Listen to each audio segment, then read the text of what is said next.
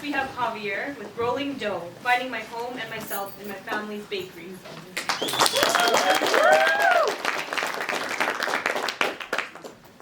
Okay, I guess I'm going to start this off by saying my Roble talk is more of a story, and I guess just because I express myself in stories. So, I'll be in the setting. It's 2 a.m. on a chilly Saturday morning, and the sun is still a very long way from rising, but my neighborhood is anything but quiet.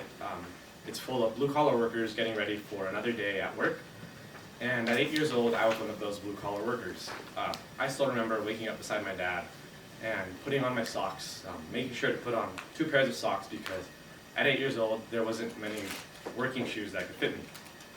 I remember slipping them on and getting into my dad's big white van, and we're driving into the heart of the Mission District of San Francisco, and we drive up to this really big, old, dilapidated building. And immediately upon opening this building, you would smell a very strong caramel scent. And to this day, it's a smell that I still remember, but I really don't like. Because to any other 8-year-old, what was behind those doors would be almost heaven-like, because you walk in and the walls are lined with hundreds and hundreds of cakes, literally, and our tables are covered and littered in caramel apples. And to be completely honest, this was a sight that I hated because it meant that there was going to be a lot of work for me the next coming day. I didn't want to be locked up in a bakery from 2 a.m. to 11 a.m. I wanted to be, honestly, as a kid, probably sleeping or playing with my friends, but instead I was mixing batter or kneading dough or walking down the Mission District trying to sell my little box of pastries to passerbys who didn't want to buy pastries. And I guess what frustrated me most as a kid was that this idea and this image of a bakery loomed over my entire presence, because it wasn't only confined to weekends.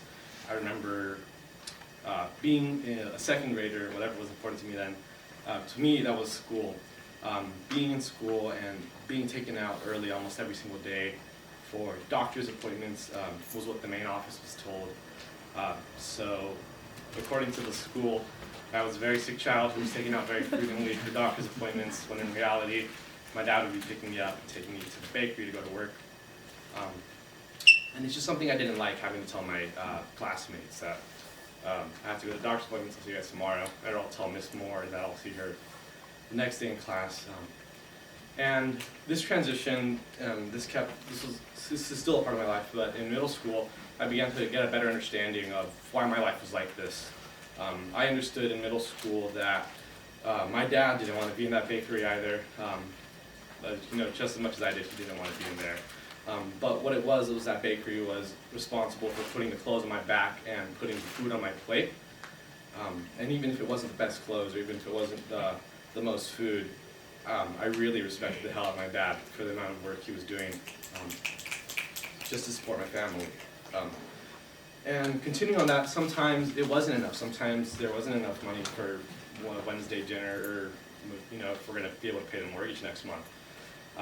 But that brings me to why I'm really talking today, and how my understanding of the bakery today and my main takeaway is not how much I despised it and how much I hated growing it up, but what I've actually taken out of that bakery and how I interpret it today. In a way, it's almost cathartic to me to see how this same experience could be experienced or seen in 2 different manners. As a child, the bakery was an image or an idea that I hated. But today, when I look back on the bakery, what I see is my mom and my dad in my blue aprons covered in white flour, and looking down, and my hands are covered in these beautiful colors and a bunch of dyes that we've been working on. And it's just an image that I absolutely love, and I still picture to this day, because the bakery, so the bakery is something that I love now, seeing that my image as a child was skewed, and what I saw as important was not right. Today, the bakery truly is, and I interpret it as my home, not because of all the work I've done there, but because of the memories that I've created with mom and my dad. That bakery is full of where I've sweat and worked and cried among my mom and my dad. It's what's important to me today. So even today, at Stanford. I occasionally go on the weekends back home to work in the bakery. And now with much better fitting shoes, I'm able to go to the bakery with my dad at 2 a.m. And I'm actually genuinely excited to go to work, not because of the baking. I can cook or bake like hundreds of different pastries and desserts, but there's not a single one that I want to bake. I like to go because of the experiences that are waiting to be made behind those doors for me. It could be 3 a.m. and I'll be working on a wedding cake with my dad, but what matters to me isn't the wedding cake, but that we could be listening to my favorite Mexican music and just having the time of my life. So I guess what I want to say is that in that bakery, I think the values and the lessons I've learned in that bakery rival anything I would have ever been taught in Miss Moore's second grade class. Because, well, everything my identity today is what I've learned in there.